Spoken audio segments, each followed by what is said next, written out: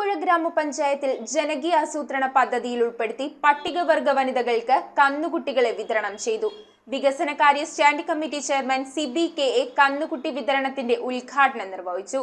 പഞ്ചായത്ത് 5 ലക്ഷം രൂപ വകയിരുത്തിയാണ് വനിതകൾക്കായി പദ്ധതിയിലൂടെ വരുമാനമാർഗം ഒരുക്കിക്കൊടുത്തത്. കുട്ടമ്പുഴ ഗ്രാമപഞ്ചായത്ത് ജനകീയ ആസൂത്രണം പദ്ധതി 2023-24 ഭാഗമായാണ് പട്ടികവർഗ വനിതകൾക്കായി കന്നുകുട്ടി വിതരണം നടത്തിയത്. 5 ലക്ഷം രൂപ വകയിരുത്തിയിരിക്കുന്ന പദ്ധതിയിൽ 52 പേർക്കാണ് കന്നുകുട്ടികൾ ലഭിക്കുന്നത്. മുൻ പഞ്ചായത്ത് വൈസ് പ്രസിഡന്റ് ബിൻസി മോഹനൻ അധ്യക്ഷത വഹിച്ച പരിപാടിയിൽ വികസനകാര്യ സ്റ്റാൻഡിംഗ് കമ്മിറ്റി ചെയർമാൻ CBKA വിതരണോദ്ഘാടനം നിർവഹിച്ചു.